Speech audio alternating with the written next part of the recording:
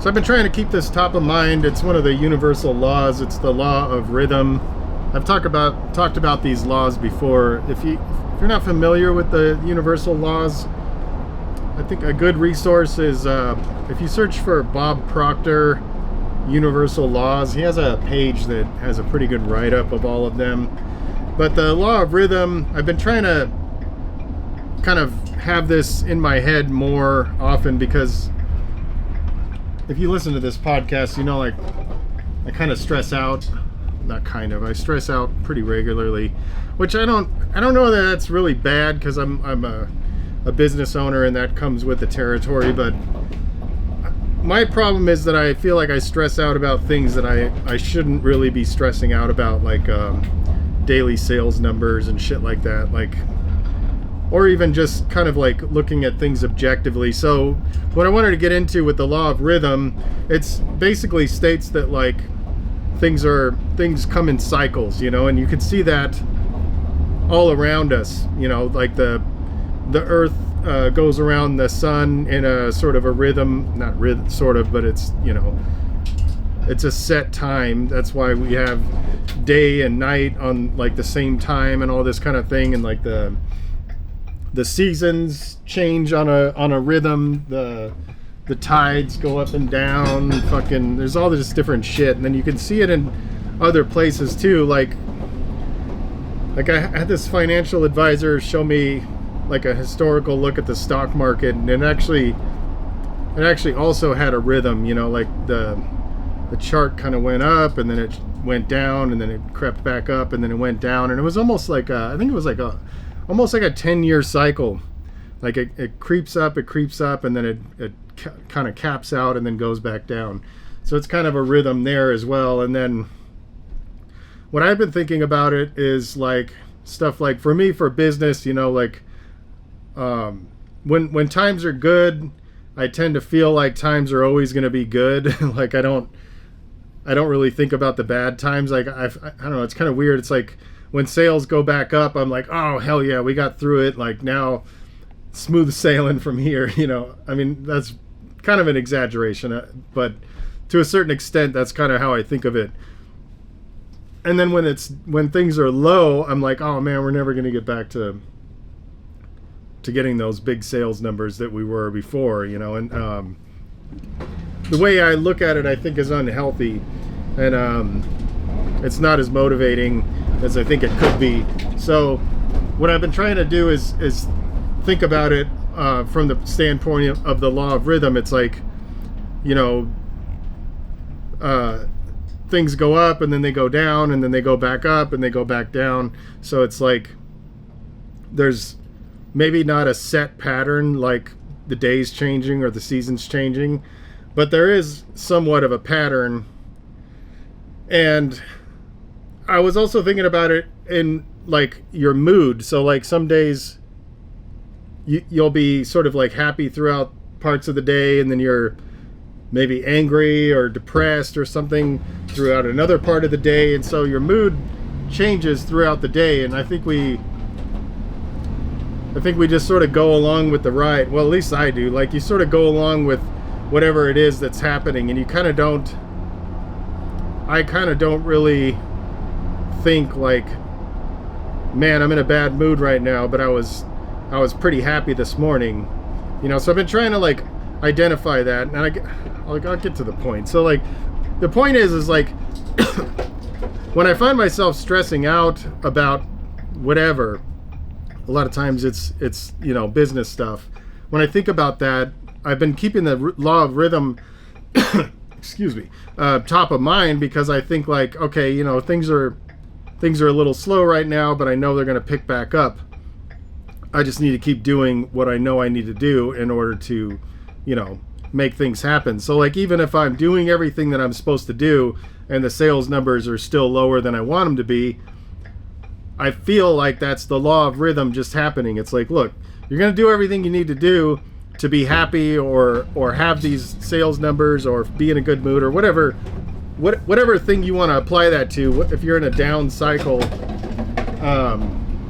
it's going to come back up.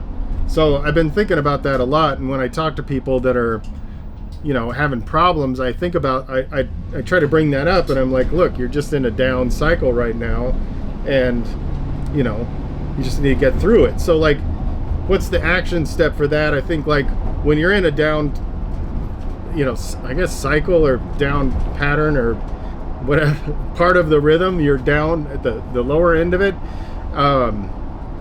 I feel like it makes me feel better when I think like, this isn't permanent. Like I think like a lot of the turmoil comes in having this feeling like this is where I'm at now and this is where I'm going to be.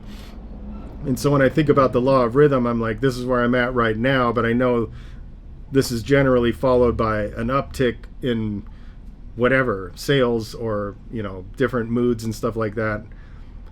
And so that's helpful and positive when you're at the lower end and you're thinking like, okay, I'm at the lower end, it's going to get better from here, or maybe you'll go a little lower, but eventually you're going to go back up.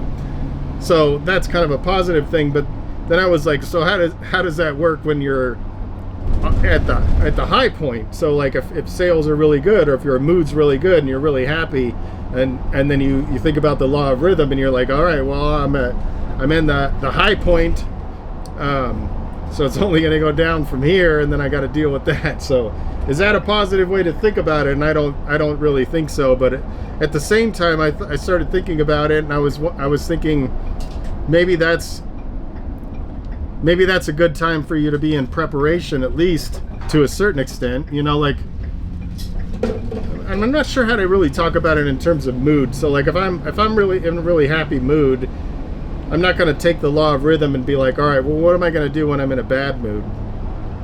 But maybe you can. I don't know. I'm kind of thinking about this as I'm talking. But the way I thought about it was with business. I was thinking like, how does that apply to business? If I'm hitting good sales numbers and everything's moving along and all the things that I'm doing are working, and then I think about the law of rhythm and I'm like, there's going to be a downturn at some point. So that's a pretty easy one to talk about, because you could use that time also to prepare. I guess one example, I was reading this book, I can't remember exactly what it's called. It's I'll try to remember it and put it in the notes, but I'm reading it right now, and it's kind of about the neuroscience of manifesting. So it talks about, if you're using the law of attraction, which is another universal law, if you're using that, some people think it's like the universe has a I don't know how to explain it. Like when you're visualizing, you're sort of manifesting, and there's something about the universe that brings that to you. Like the universe starts showing you the path, or like putting opportunities in front of you to make these things happen. But this book is more about the neuroscience of it. So if you're doing all of the practices to manifest things, which is like visualizing what you want, feeling what it feels like to have those things, and all this kind of stuff, he talks about that it's programming your subconscious mind. So then your reticular activating system is like looking for opportunities and all this kind of stuff. But in that book, right in the beginning, he told a story about how when he was a kid, he learned about manifesting, and he started doing that as a kid, and he was trying to sort of manifest this life where he had all of these material things. So he wanted like a mansion overlooking the bay, and he wanted all these nice cars and all this kind of shit. And so this story started out with him having all of those things, but he lost it all because he got it during the .com bubble. And so he manifested, quote, manifested, like obviously he worked to get all these things. But when I was reading that, I had been thinking about the law of rhythm in the way that I'm talking about right now. Like when you're at the upturn, maybe that's a good time to like realize that there's going to be a downturn at some point. You should be prepared for that. And the way he was describing his downfall, it was crazy, because like he had so much money that he was just about to buy a fucking island, his own island. And then all of a sudden he went from like having a mansion and all these cars and about to buy an island, to not only losing everything when the dot-com bubble burst and everything went to shit. He lost everything, but he was also like, I think, millions of dollars in debt. And so when you think about that, it's sort of like, how the fuck does that happen? Like, if you're making all this money, like, there's got to be some money somewhere, right? But in this guy's case, I don't remember exactly the whole story, but it was like he had taken out like huge loans in order to, I don't even remember, but it was just sort of like he didn't prepare. And so when the dot-com bubble burst, not only did he lose everything, but he actually went into debt, like millions of dollars in debt. And so when I was reading that, I was thinking about the law of rhythm, and I was like, I wonder if this guy had been thinking about the law of rhythm when he had all these things and he was riding this high of the dot-com era. And I know some of you guys are young, but like, it was wild because like people were making so much money off of like the dumbest shit. These like website startups that like didn't even have a business and they were worth like hundreds of millions of dollars, and they hadn't even started yet. It was just crazy. And then all of a sudden it just went to shit, and it like affected the whole economy. And like, I wonder if this guy had thought like, well, according to the law of rhythm, like, this isn't going to last forever, so maybe I shouldn't take out, you know, tens of millions of dollars in debt in order to buy shit. Maybe I should be prepared for the downturn. And then when the dot-com bubble burst, maybe he wouldn't have been so bad off, you know. So like, I think about that in my life, and I'm not dealing with those kind of numbers for sure, but like at the same time, I'm starting to think like, maybe when you're on that high end of the rhythm, that's the time to, you know, obviously be grateful for being there, but also preparing yourself for the inevitable sort of downturn. And maybe that's, I don't know, part of me thinks that's somewhat negative sounding, but at the same time, it's like, it's the reality of things. It's like,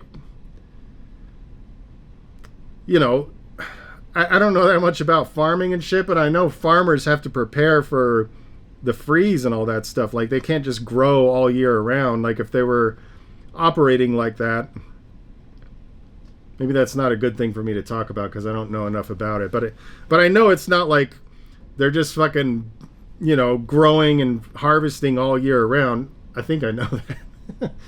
But I don't know. It's inevitable that things are going to go back down. Like in the daytime, it's inevitable that it's going to be nighttime. And when it's hot in the summertime, it's inevitable that it's going to get cold again.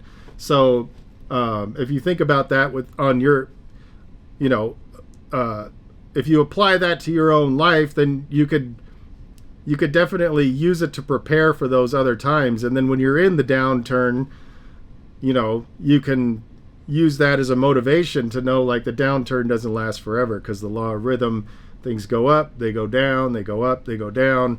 And hopefully it's like going up and then going down a little and then going up and then going down a little so that on a long enough timeline, you're still going up, even though you take a little dip down.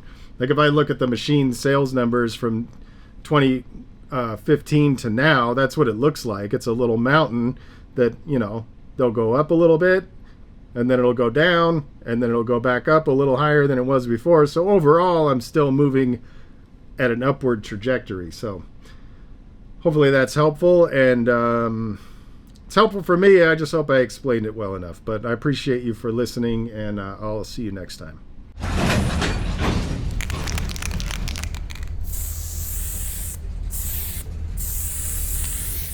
All right.